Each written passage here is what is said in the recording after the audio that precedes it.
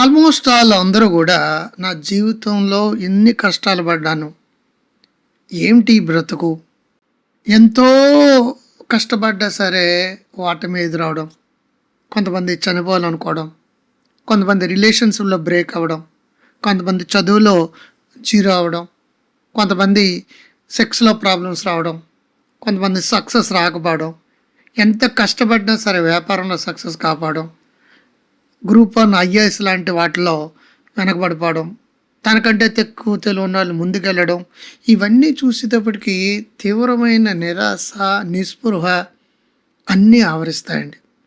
ఇంక జీవితం లేదు, ఏమిటి బ్రతుకు అనే విపరీతమైన బాధ, దిగులు, ఒక రకమైన నైరాశ్యానికి గురవుతుంటారండి. హోప్ పోతుందండి, ఆశ చచ్చిపోతుంది. ఆమె అన్ఫిట్ అనుకుంటారు, ఆమె వర్త్లెస్ అనుకుంటారు, హెల్ప్లెస్ అయిపోతారనమాట. నిస్సహాయత భావం, అసమర్థత భావం, ఇన్ఫీరియారిటీ కాంప్లెక్స్, ఆశ చచ్చిపోవడం, నిరాశవాదం, పెసిమిజం. మీ జీవితంలో ఏదైనా కోల్పోయారంటే ఆల్మోస్ట్ వాళ్ళందరూ కూడా ఎక్కడో ఒక చోట ఏదో విషయంలో కోల్పోయామని బాధే. నేనేం చెప్తున్నానంటే, లైఫ్ రీస్టార్ట్ థెరపీ అంటే మైండ్ని రీసెట్ చేయడం, జీవితాన్ని రీలోడ్ చేయడం. జీరో నుంచి మొదలుపెట్టి జీవితాన్ని మళ్ళీ నిర్మించుకోవచ్చు. ఎప్పుడంటే ఆశ చావనప్పుడు. మీ జీవితంలో ఏదైనా కోల్పోయారంటే కొంతమంది సమయాన్ని కోల్పోతారు, కొంతమంది అవకాశాలను కోల్పోతారు, కొంతమంది డబ్బును కోల్పోతారు, కొంతమంది సంబంధాలు, రిలేషన్స్ను కోల్పోతారు, కొంతమంది ఆత్మవిశ్వాసాన్ని కోల్పోతారు, కొంతమంది వాళ్ళ మీద వాళ్ళకున్న నమ్మకాలను కోల్పోతారు, ఇంకొంతమంది ఇప్పుడు చెప్పుకున్న అన్నీ కోల్పోతారు.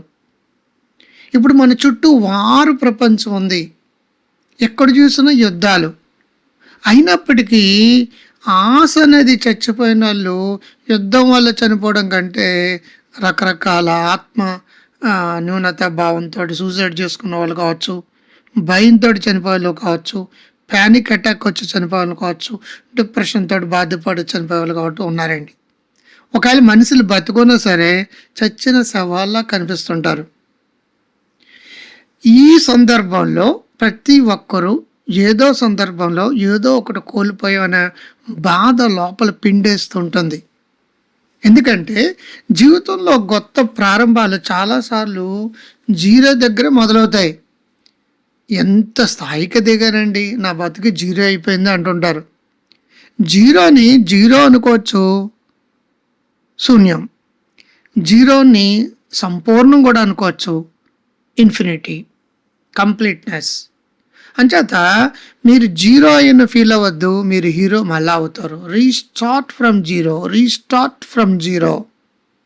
మనం జీరోని తప్పుగా అర్థం చేసుకుంటున్నాం. అసలు ఒకటి పక్కన ఇటు సైడ్ సున్నా పెడితే మాత్రం జీరోకి విలువ పెరగడం లేదండి. ఒకటి పక్కన సున్నా పెడితే 10 అయింది, ఇంకో సున్నా పెడితే 100 అయింది, ఇంకో సున్నా పెడితే 1000 అయింది, ఇంకో సున్నా పెడితే 10,000 అయింది, ఇంకో సున్నా పెడితే 1,00,000 అయింది, ఇంకో సున్నా పెడితే 10 లక్షలు అయింది, ఇంకో సున్నా పెడితే 1,00,00,000 అయింది. చూసారా జీరో వాల్యూ. మీరు జీరోని ఉత్తి జీరో అనుకుంటే మీరు జీరోగానే ఉండిపోతారు. జీరోని సంపూర్ణం అనుకుంటే మీలో ఒక ఎక్స్ట్రాడినరీ పవర్ వస్తుంది. శూన్యము నుంచి ఆకాశానికి ఎదిగిన వాళ్ళు ఎంతోమంది మన చుట్టుపక్కల ఉన్నారు. మహానుభావులు అయిపోయిన వాళ్ళు చాలామంది ఉన్నారు. అన్ని కష్టాలు ఎదుర్కొని తిరిగి రేసు గొర్రెలో పరిగెట్టారు అమితాబ్ బచ్చన్ ఉన్నాడు. ఇంకా అంతా అయిపోయింది అనుకున్నప్పుడు తిరిగి లేవగలిగిన వాళ్ళు ఎంతోమంది ఉన్నారు. Bounce back, zero to hero. మనం జీరోని ఎప్పుడైతే తప్పుగా అర్థం చేసుకున్నామో, నా బతుకు ఎలా తగలేడింది ఏంటి, నేను ఎలాగ అయిపోయినట్టు, నాకు అన్ని కష్టాలే, నాకు అన్ని బాధలే, నేను ప్రేమించిన వాళ్ళు దూరం అయిపోయారు, నేను ఎంత బాగా చూసుకున్నానో, నేను ఎంత డబ్బు సంపాదించాను, మోసానికి గురయ్యాను, ఎంత కష్టపడి ఐఏఎస్ ఐపీఎస్ ప్రిపేర్ అయ్యాను కానీ ఓడిపోయాను, గ్రూప్ అని ప్రిపేర్ అయ్యాను ఓడిపోయాను, కానిస్టేబుల్ ఉద్యోగానికి రన్నింగ్లో ఓడిపోయాను, ఫిజికల్ ఫిట్నెస్లో ఓడిపోయాను, ఇలా ఇలా ఇలా ఎన్నో రకాలుగా సెక్స్ దగ్గర నుంచి సక్సెస్ వరకు అన్ని విషయాల్లో కూడా ఏదో కోల్పోయాం. మేము అగాధానికి పూర్తిగా వెళ్ళిపోయాము, జీరోకి వెళ్ళిపోయాము. జీరో అంటే ఖాళీ కాదు. జీరో అంటే ఇప్పటి నుంచి నేను కొత్తగా నిర్మించగలిగే స్థలం. ఇక నుంచి నేను ఎదగడానికి ఉపయోగించే ఒక ప్లాట్ఫామ్. మీరు జీరో టు హీరో అవుతారు. నాకు ఆ నమ్మకం ఉంది. ఉదాహరణకు మన చుట్టూ హిందీ సినిమాలు కావచ్చు, తెలుగు సినిమాలు కావచ్చు, చాలా ఉన్నాయి. ఒక స్టోరీని తీసుకుందాం, కథ మన పరీక్షలో ఫెయిల్ అయితే జీవితం ఫెయిల్ కాదు. 12th fail cinema. ఇప్పుడు బొంబే జాయింట్ కమిషనర్గా ఉన్న ఆయన ఎవరైతే ఉన్నారో ఆయన హిందీ మీడియంలో చదువుకుని చాలా కష్టపడి పైకి వచ్చాడండి. దాని మీద వచ్చిన హిందీ సినిమా 12th ఫెయిల్. ఈ కథలో ఒక యువకుడు సాధారణ పరిస్థితుల నుంచి వస్తాడు. అతను ఎంత అమాయకుడు అనుకుంటే, నేను చాలా బాగా రాశాను ఎగ్జామ్ అంటాడు. అక్కడ క్వశ్చన్లో తప్పు చదువుతాడు. టూరిజం అని కాశ్మీరు, టెర్రరిజం అని కాశ్మీరు, ఆ రెండింటి మధ్య తేడా తెలియదు. టెర్రరిజం అని కాశ్మీర్ రాయాలనుకున్నప్పుడు టూరిజం కాశ్మీర్ రాశాడు, లేదా టూరిజం కాశ్మీర్ రాయవలసి వచ్చినప్పుడు టెర్రరిజం అని కాశ్మీర్ రాశాడు. నేను బ్రహ్మాండంగా రాశాను, నేను ఎందుకు ఫెయిల్ అవుతాను అనుకుంటాడు. తీరా చూస్తే ప్రశ్నలో చాలా చాలా చాలా చిన్న తప్పది. టెర్రరిజం అని కాశ్మీర్కి, టూరిజం అని కాశ్మీర్కి చదవడానికి చాలా సింపుల్గా ఉంటుంది, కానీ రాసే ప్రశ్నకి సమాధానం చాలా తేడా ఉంటుంది. అంటే సిల్లీ మిస్టేక్ల ద్వారా కూడా ఐఏఎస్ పోతుంది. సిల్లీ మిస్టేక్ల ద్వారా కూడా భార్య భర్తల సంబంధాలు దెబ్బతింటాయి, లవ్ ఫెయిల్యూర్స్ వస్తాయి, వ్యాపారంలో ఫెయిల్ అవుతారు, సెక్స్లో ఫెయిల్ అవుతారు, జీవితంలో ఎంతోమంది సర్వనాశనం అయిపోయాలు కూడా ఉన్నారు. అది తెలివితేటలు తక్కువే కాదండి. 12th ఫెయిల్లో కథానాయకుడు ఎవరైతేనో సాధారణ చాలా చాలా చాలా పూర్ స్థితి నుంచి, కనీసం ఇంగ్లీష్ బుక్ కూడా రాని స్థితి నుంచి ఐపీఎస్ రాయడానికి ప్రయత్నిస్తాడు. ఒక దశలో అతను ఓడిపోతాడండి. మరోసారి ప్రయత్నిస్తాడు, మళ్ళీ ఓడిపోతాడు. కానీ ముఖ్యమైన విషయం జరుగుతుంది. అతను తన పరిస్థితిని తన వ్యక్తిత్వంగా మార్చుకోడు. అతను ఎలా అనుకున్నవాడు, నేను ఫెయిల్యూర్ని, I'm a failure, I'm a failure. ఆ ఫెయిల్యూర్ అనేది ఏదైతే ఉందో ఆటోమేటిక్గా తెలియకుండానే అతను ఫెయిల్యూర్ వైపుకు, డిప్రెషన్ వైపుకు దిగింది. ఒకవేళ దాన్ని మార్చనుకుంటే, నేను ఈ ప్రయత్నంలో ఫెయిల్ అయిన తప్పించి నేను ఫెయిల్యూర్ని కాదు అనుకుంటే, నేను ఫెయిల్యూర్ని అంటే పూర్తిగా వ్యక్తి ఫెయిల్ అయినట్లు లెక్క. ఈ ప్రయత్నంలో ఫెయిల్ అయ్యాను అనుకుంటే ఆ అటెంప్ట్లో ఫెయిల్ అయినట్టే, కానీ ఆ వ్యక్తి ఫెయిల్ అయినట్టు కాదండి. రెండిట్ల మధ్య చాలా తేడా ఉంది. I'm a failure but fail in this trial or effort అన్న దానికి మధ్య చాలా డిఫరెన్స్ ఉంది. చాలామంది ఒక సంఘటనలో ఫెయిల్ అయితే జీవితంలో ఫెయిల్ అవ్వనుకుంటారు, వ్యక్తిగా ఫెయిల్ అవ్వనుకుంటారు, అన్ఫిట్ అనుకుంటారు. రాంగ్. ఆ అటెంప్ట్లో ఫెయిల్ అయ్యారని అర్థం. మీ ముందున్న ప్రముఖులు ఈనాడు రామోజీ దగ్గర నుంచి ఎంతోమంది, ఎన్టీ రామారావు దగ్గర నుంచి, వాళ్ళ 100% సినిమాలన్నీ సక్సెస్ఫుల్ కాదండి. ఇంక్లూడింగ్ రాఘవేంద్రరావు గారు కూడా ఎన్నో సినిమాలు ఫెయిల్ అయినాయి. రామోజీరావు గారు ఎన్నో వ్యాపారాలు ఫెయిల్ అయ్యారు. సక్సెస్ఫుల్గా రన్ అవుతున్న 3-4 బిజినెస్ల ద్వారా ఆయన విపరీతమైన పాపులర్ అయ్యారు. ఓడిపోయినవి ఎవరికి గుర్తు ఉండవండి. మీ పక్కన కన్నా ప్రయత్నించి సక్సెస్ తెచ్చుకుంటే. అప్పుడు ఈ ఫెయిల్ అయిన వ్యక్తి, 12th ఫెయిల్ అయిన వ్యక్తి, ఆయన మెంటార్ ఎవరైతున్నారో, రీస్టార్ట్ ఫ్రమ్ జీరో. పడ్డామా? మళ్ళీ మొదలుపెట్టు. జీరో నుంచి ప్రారంభించడం అంటే మీ గత ఫలితాలను మీ భవిష్యత్తు గుర్తింపుగా తీసుకోకపోవడం. Past identity, present identity, future identity failure కాదు. పాస్ట్ ఐడెంటిటీ ఫెయిల్యూర్ కావచ్చు, మార్చుకుంటే ప్రజెంట్ ఐడెంటిటీ మళ్ళీ ప్రయత్నం చేస్తాం, మళ్ళీ ప్రయత్నం చేస్తే ఫ్యూచర్ ఐడెంటిటీ సక్సెస్ఫుల్గా మారుతుంది.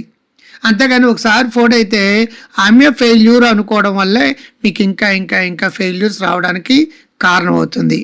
ఇప్పుడు మన ప్రధానమైనది ఏంటంటే కథ నెంబర్ 2, పాత జీవితం వదిలి కొత్త జీవితాన్ని ఎంచుకోవడం. జెర్సీ సినిమా అండి. ఈ కథలో హీరో ఒక దశలో తన కళను వదిలేస్తాడండి. ఫర్గివ్. సమయం గడుస్తుంది, పరిస్థితులు మారిపోతాయి, బయట వాళ్ళు అంటారు ఇప్పుడు నువ్వు చాలా ఆలస్యం అయిపోయింది. కానీ అతని లోపల ఒక ప్రశ్న ఉంటుంది, నేను ఇంకా పూర్తిగా ముగిసిపోయానా? నో. ఇప్పుడు నేను రీస్టార్ట్ చేస్తాను, ఇప్పుడు నేను మొదలు పెడతాను. కథ చెబుతుంది వయసు కంటే ముఖ్యమైనది మనసు మళ్ళీ నమ్మడము. అతను వయసు అయిపోయాక కూడా మళ్ళీ స్టార్ట్ చేస్తాడండి ఆడడం. అంటే చాలామంది ఒక వయసులో ప్రారంభించి వయసు పెరిగాక నేను పెద్దోడిని అయిపోయాను, నాకు అంత సీన్ లేదనుకుంటారు. వయసుతో సంబంధం లేదు. ప్రయత్నం ప్రయత్నం ప్రయత్నం ప్రయత్నం. కృషి ఉంటే మనుషులు ఋషులవుతారు, మహాపురుషులవుతారు. అది నమ్మాలి. ఒక ఎఫర్ట్లో ఫెయిల్ అయితే, ఒక యాక్షన్లో ఫెయిల్ అయితే, ఒక ప్రయత్నంలో ఫెయిల్ అయితే, ఒక అటెంప్ట్లో ఫెయిల్ అయితే ఫెయిల్యూర్ అనుకోకూడదని. FAIL అంటే ఫస్ట్ అటెంప్ట్ ఇన్ లెర్నింగ్ అని అర్థం. నేర్చుకునే క్రమంలో ఓడిపోవడం అనేది కామన్. మళ్ళా పడ్డా లేవగలగాలి. రీస్టార్ట్ ఫ్రమ్ జీరో అంటే అది. ఇంకా కథ 3 చూద్దాం. వాటమి తర్వాత కొత్త దారి. మార్స్ సినిమా తీసుకుందాం. ఈ కథలో బయట విజయాలు ఎన్నో ఉన్నా లోపల ప్రశ్న ఉంటుంది, ఇదేనా నా జీవితం, ఇంతేనా నా లైఫ్. కొన్నిసార్లు రీస్టార్ట్ అంటే అన్నీ కోల్పోవడం కాదండి. కొన్నిసార్లు చాలా సాధించిన తర్వాత కూడా మళ్ళీ లైఫ్కి నిజమైన అర్థం వెతకడం. Purpose of life. మార్స్ సినిమాలో చాలా సాధించేశాడు, చాలా రిచ్ అయిపోయాడు, చాలా మానవాడు అయిపోయాడు. అక్కడికి వెళ్ళక రీఇన్వెంట్ యువర్ లైఫ్ అంటే ఇంత సాధించాను, లోపల ఎక్కడో వెలితి, ముఖం మీద సరైన నవ్వు లేకపోవడం. విజయం ద్వారా గర్వం పెరగవచ్చు, సూపర్ స్టార్ అనే ఫీలింగ్ రావచ్చు, కోటీసులను సంపాదించవచ్చు. కానీ what is the purpose of life అనేది రీఇన్వెంట్ చేయడమే జీవితం ఎప్పుడూ అడుగుతుంది. ఇప్పుడు నిజంగా నీకు కావాల్సింది ఏమిటి అని. అదే రీస్టార్ట్ ఫ్రమ్ జీరో మార్స్ సినిమాలో మహేష్ బాబుది. డియర్ కామ్రేడ్ తీసుకోండి. గతాన్ని మోస్తూ ఉంటే భవిష్యత్తు కనిపించదు. గతం గతం గతం, భారం భారం భారం, హెవీనెస్ హెవీనెస్ హెవీనెస్, పాస్ట్ యొక్క హెవీనెస్ని మోస్తూ ఉంటారండి. అది వదిలించుకోనంత వరకు కొత్త జీవితం రాదు. డియర్ కామ్రేడ్లో మనకి అదే కనిపిస్తుంది అనమాట. కొన్ని పాత్రలు కోపం, బాధ, నిరాశతో జీవిస్తూ ఉంటారు. మార్పు ఎప్పుడు వస్తుంది? వాళ్ళు బయట ప్రపంచాన్ని మార్చినప్పుడు కాదండి. చాలామంది అనుకుంటుంటారు పరిస్థితులు బాగుంటే నేను ఎలా ఉన్నాను, పరిస్థితి బాగలేక ఎలా ఉన్నాను, వాడు మారితే నేను బాగుంటాను, నా బాస్ మారితే నేను బాగుంటాను. చాలా కార్పొరేట్ కంపెనీల్లో ఉద్యోగం మంచిదైనా సరే బాసు నచ్చక మానేసే వాళ్ళు ఉన్నారండి. అంచేత బయట ప్రపంచాన్ని మార్చినప్పుడు సక్సెస్ రాదు, మీలోని భావాలను అర్థం చేసుకున్నప్పుడు. లైఫ్ రీస్టార్ట్ అంటే మనసుతో యుద్ధం కాదు, మనసుతో మళ్ళీ స్నేహం చేయడము, మళ్ళీ స్నేహం చేయడము. ఓడిపోయిన నుంచి నాయకుడి వరకు శ్రీమంతుడి సినిమా. ఓడిపోయిన వాడి నుంచి నాయకుడి వరకు కొన్ని కథలు మనకు గుర్తు చేస్తాయి. జీవితంలో విలువ కేవలం సంపాదించడం లేదు, మన సామర్థ్యాన్ని సరైన దిశలో ఉపయోగించడంలో ఉంది. రీస్టార్ట్ అంటే పాత జీవితాన్ని డిలీట్ చేయడం కాదు, అర్థవంతంగా మళ్ళీ ఉపయోగించడం, మళ్ళీ నిర్మించుకోవడం, మళ్ళీ జీరో నుంచి హీరో అయిపోవడం. శ్రీమంతుడి సినిమాలో అదే కదా జరిగింది మీకు. అంచేత ఏంటంటే ఒక సక్సెస్ వస్తుంది, ఆ సక్సెస్లో మళ్ళా కింద పడ్డా సరే మళ్ళా రీస్టార్ట్ చేసి పైకి వెళ్ళగలగడం. కేవలం మనకి జీవితంలో గొప్పవాడు అయిపోయాక ఇంక అంతా అయిపోయింది అనుకోకండి. అక్కడికి వెళ్ళాక కూడా లైఫ్ పట్ల సరైన పద్ధతులు లేకపోతే ఏంటి సంపాదన. The monk who sold his Ferrari అనే దాంట్లో కూడా అంతే. ఎన్నో 100 కోట్లు సంపాదించిన ఆయన మాంగ్గా ఎలా మారాడనేది రీఇన్వెంట్ అని కూడా కావచ్చు. ఓడిపోయినప్పుడు నెగ్గడం గురించి కావచ్చు, బాగా నెగ్గాక జీవిత సాఫల్యాన్ని గురించి రీఇన్వెంట్ చేయడం, అన్వేషించడం కావచ్చు, మళ్ళా తిరిగి జీరో నుంచి మొదలు పెట్టడం కావచ్చు. సో పాత జీవితాన్ని డిలీట్ చేయడం కాదు, మన సామర్థ్యాన్ని సరైన దిశలో ఉపయోగించడంలో ఉంది. మళ్ళీ అర్థవంతంగా మళ్ళీ మూర్చడం. So start from zero. 5 మానసిక సూత్రాలు ఏంటంటే, 1 జీరోను అవమానంగా చూడొద్దు. జీరో ఫెయిల్యూర్ అంటే పట్టించుకోకండి. జీరో నుంచి లెక్క మొదలవుతుంది, పునాదుల నుంచి బిల్డింగు మొదలవుతుంది. పునాదులు సరిగా లేకపోతే బిల్డింగ్ కూలిపోతుంది. కింద నుంచే ఒక్కొక్క ఎక్కడ వెళ్తాం. శూన్యంలోకి వెళ్ళే ర్యాకెట్లు కూడా కింద నుంచే వెళ్తాయి. 0, 1, 2, 3, 10, 9 ఇలా కౌంట్ డౌన్ చేస్తారు. జీరో దగ్గర స్టార్ట్ అని చెప్తారు, ర్యాకెట్ పైకి వెళ్తుంది. మీకు కూడా జీరో అన్నమంటే ఇమీడియట్గా స్టార్ట్ అనుకోండి. శూన్యం నుంచి ఆకాశానికి ఎదగగల శక్తి సామర్థ్యాలు మీకు వస్తాయి. నేను ఇప్రాన్స్లోకి వెళ్ళేటప్పుడు కూడా జీరో స్థితిగా తీసుకెళ్తుంటాను, ట్రాన్స్ స్థితిలో తీసుకెళ్తూ ఉంటాను. మీరు ఆ జీరో దగ్గర హీరో అవ్వడం ఎలాగా, అక్కడ సజెషన్లు ఇస్తే మీ సబ్ కాన్షియస్ మైండ్కి మీరు గొప్ప వాళ్ళు అవుతారు. సో స్టార్ట్ ఫ్రమ్ జీరోలో 5 మానసూత్రంలో నెంబర్ 1, జీరోని అవమానంగా చూడొద్దు. జీరో నుంచి లెక్క మొదలవుతుంది. నెంబర్ 2, చిన్న ప్రారంభాలను తక్కువ అంచనా వేయవద్దు. రోజుకు 10 నిమిషాల మార్పు కూడా కొత్త జీవితం నిర్మిస్తుందని మర్చిపోకండి. నువ్వు వాకింగ్ గంట చేయకపోవచ్చు, అట్లీస్ట్ షూ వేసుకో, ఒక అడుగు ముందుకేసి మళ్ళీ వెనక్కి వచ్చే ఆ చిన్న ప్రారంభం కూడా. లైఫ్ కెన్ బి హార్డ్ అని అందరూ అనుకుంటుంటారు, but I'm here to help అని లైఫ్ రీస్టార్ట్ కౌన్సిలింగ్ తరఫే నా ప్రమోషనల్ యాడ్లో నేను చెప్తూ ఉంటాను. జీవితంలో ఎన్నో సమస్యలు, ఎన్నో బాధలు, ఎన్నో కష్టాలు అయినప్పటికీ కూడా నువ్వు అనుకుంటే 0 to గ్రోవచ్చు. సో పెద్ద పెద్ద ప్రారంభాలు చేసి ఓడిపోవడం కాదు, చిన్న చిన్ని ప్రయత్నాలు చేయండి. అలా అలా అలా అలా అలా. So well beginning is of done అంటారు. ప్రారంభం చక్కగా ఉంటే గంటల గంటలో చదివేయడాలు, గంటల గంటలో ఇచ్చేయడాలు కదా, చిన్ని చిన్ని స్టెప్పులు వేయండి. అలా అలా మైక్రో హ్యాబిట్స్ అంటారు, ఆటమిక్ హ్యాబిట్స్ అంటారు. Start with small goals and achieve longer and bigger dreams. So number 3, పాత గుర్తింపుని పెడతాను. ఓల్డ్ ఐడెంటిటీ, మన ఐడెంటిటీ మన కొంప ముంచుతుందండి. నేను ఎలాంటి వాడిని, నేను ఫెయిల్యూర్ని, నేను కష్టాల్లో ఉన్నాను, బాధల్లో ఉన్నాను, నాకు కులం తక్కువ, మతం తక్కువ, హిందీ రాదు, ఇంగ్లీష్ రాదు, నాకు అంత సీన్ లేదు. ఎప్పుడైతే నీ ఒక ఐడెంటిటీ క్రియేట్ చేసుకున్నావో ఆ ఐడెంటిటీకి అనుగుణంగానే నీ బ్రెయిన్ ముందుకెళ్తుందో ప్రాసెస్ చేస్తుందండి. సో పాత ఐడెంటిటీ నుంచి ఐడెంటిటీ షిఫ్ట్, కొత్త ఐడెంటిటీతో నువ్వు మారాలి. నెంబర్ 4, మీ వేగాన్ని ఇతరులతో పోల్చవద్దు. Don't compare with others. ఏనుగు ఒకలాగా బిహేవ్ చేస్తుంది, కుందేలు ఒకలా బిహేవ్ చేస్తుంది, తాబేలు ఒకలా బిహేవ్ చేస్తుంది. తాబేలు మెల్లిమెల్లిగా వెళ్తుందండి, slow and steady wins the race అని. మరి కుందేలు చాలా స్పీడ్గా వెళ్తుందండి. నది దగ్గరికి వచ్చేటప్పుడు కుందేలు ఆగిపోయింది, బట్ టార్టాయిస్ ఏదైతుందో, తాబేలు అయితే నదిని ఈదుకుంటూ వెళ్ళిపోయింది.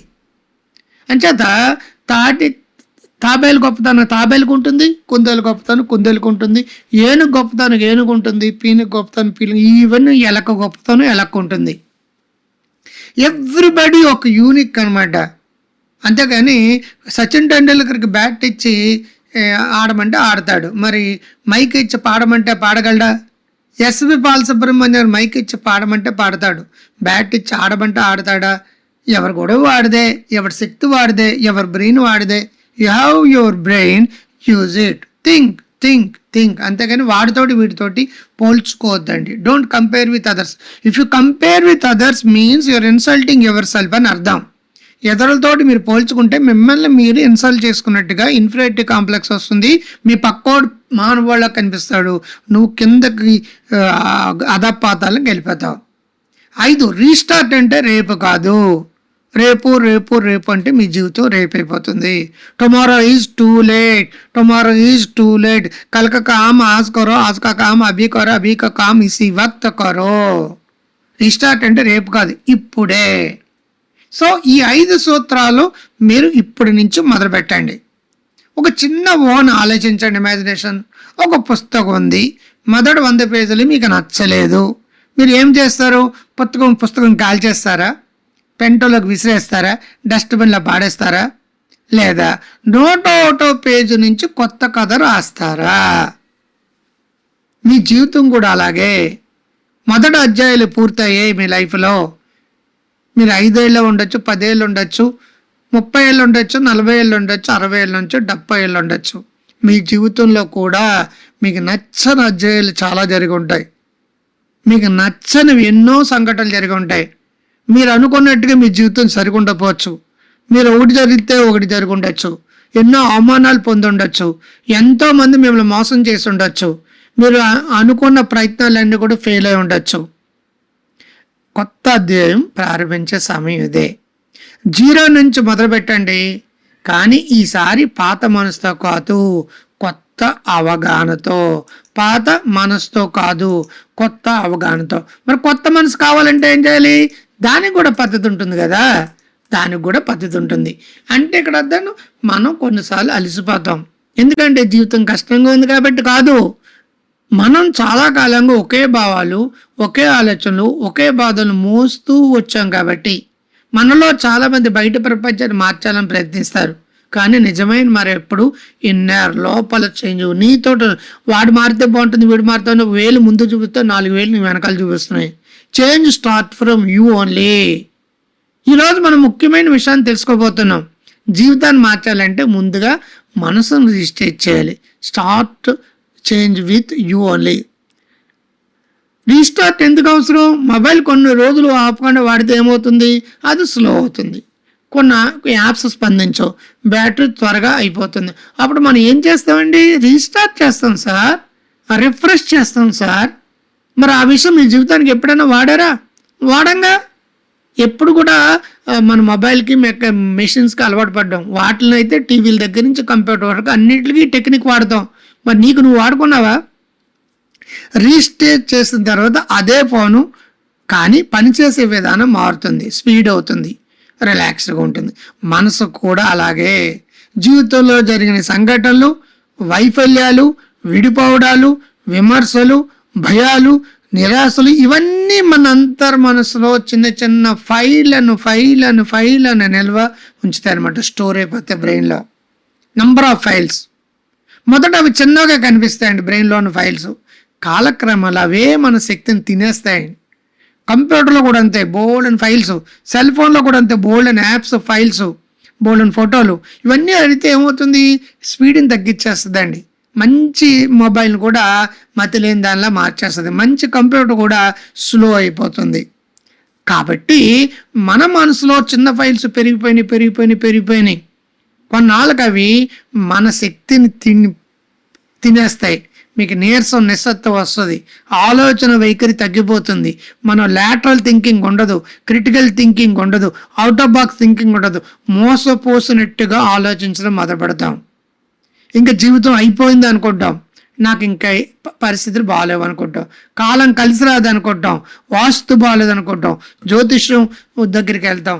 హ్యామరాలజీ, మర్మరాలజీ, న్యూమరాలజీ చూపించుకుంటాం. మనం ఏమనుకుంటున్నాం? నాలో ఉన్న ముందు ఉత్సాహం లేదు. ఒకప్పుడు నేను ఉత్సాహంగా ఉన్నవాడిని, ఒకప్పుడు ఏది పట్టినా సరే సక్సెస్ అయింది. ఇప్పుడు లేదు. నేను ఎందుకు మారలేకపోతున్నాను? Why me? నాకే ఎందుకు ప్రాబ్లమ్స్ వస్తున్నాయి? నాకే ఎందుకు కష్టాలు వస్తున్నాయి? ఎందుకు మళ్ళీ ఇదే ఫెయిల్యూర్ జరుగుతుంది? ఎందుకు మళ్ళీ నాకు అనుబంధాలు తేడాలు వస్తాయి? ఎందుకు మళ్ళీ నేను ఏది పట్టుకున్నా సరే తప్పులు జరుగుతున్నాయి? ఇది బలహీనత కాదు. ఇది కేవలం అప్డేట్ చేయని మానసిక వ్యవస్థ నీలో ఉంది. నిన్ను నువ్వు అప్డేట్ చేసుకోవడం లేదు, అప్గ్రేడ్ అవ్వడం లేదు. మీ జీవితాన్ని నడిపేది సంఘటనలు కాదండి, వాటి అర్థం. ఒకే సంఘటనకి 2 వ్యక్తులు వేరువేరుగా ప్రతిస్పందిస్తారు. ఒకరు విరిగిపోతారు, మరొకరు ఎదిగిపోతారు. అప్పుకి ఒక బ్రదరు నా బతుకు అయిపోయింది, 10,000 అప్పు ఎప్పుడు తీరుస్తాను అనుకుంటాడు. ఇంకొకడు 10 లక్షల అప్పు అన్నా సరే కామ్గా తీరుస్తాను, వాటికన్నట్టు. ఒక సమస్య వచ్చినప్పుడు నా బతుకు అయిపోయిందని ఒకడు, ఒక సమస్య వచ్చినప్పుడు సక్సెస్గా మార్చుకున్నాడు ఒకడు.